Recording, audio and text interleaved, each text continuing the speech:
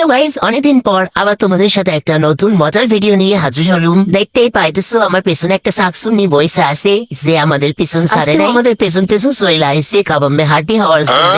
ভিডিওটা হইলো গিয়ে 15 আগস্টের, বাট তোমরা তো জানোই আমি ল্যাদ খেয়ে গইরা শুয়ে তারপরে ভিডিও পোস্ট করবো। মানুষের একটা ভিডিও ছাড়তে লাগে 1 থেকে 2 দিন, বাট আমার লাগে পুরো সপ্তাহ, পুরো মাস, পুরো বছর কেটে দেয়, তবু আমার ভিডিও এডিটিং আসছে চাই। দেখো তোমাদের সাথে বকতে চলে আইসি আমাদের ভিক্টোরিয়াতে। বাট আমরা গরিব গাইস, আমরা গরিব। এখান পর্যন্ত আমরা অনেক কষ্ট করে এসেছি, তাই আমরা টাকা খরচা না করে পাশের এই মোহনকুঞ্জতে লাখ টাকা বাঁচিয়ে ঢুকে পড়ছি। আর আমার ব্লগে নাটক দেখবে না, এটা আবার হয়েছে কখনো? তাই আমরা 2 বোন নিজেদেরকে নায়িকা ভাইবা একেবারে যা নয় তাই করে পোজ দিতেছি, নাটক করতেছি। আর এই হইলো গিয়ে D42, যেটার জন্য এইখানে আসা। আর এই দেখো আমার পকি ম্যান আমার ব্যাগ নিয়ে ঘুরতেছে, আর আমি এখানে ফটো তুলছিলাম, দেখেছো আমার ফটো তুলে দিচ্ছে। ও কত বালু পাশা।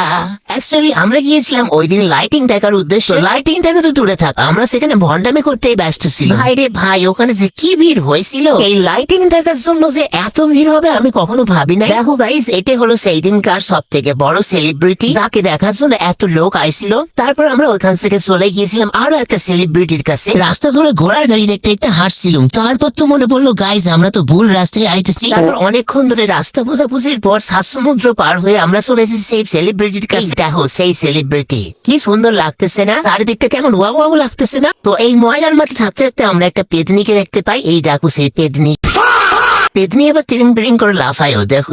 আর আমি যে দুজনের সাথে গিয়েছিলাম সেই দুজনেই ছিল মেন। একজন তিরিং করে লাফায়, আর একজন ল্যাদ খেয়ে আসতে থাকে। শুধু আমি একাই ভালো মানুষ ছিলাম ওখানে। এরকম আরো মজার ভিডিও দেখতে চাইলে চ্যানেলটা সাবস্ক্রাইব করে। ভিডিওটা এতটুকুই, দেখা হচ্ছে পরের ভিডিওতে। টাটা।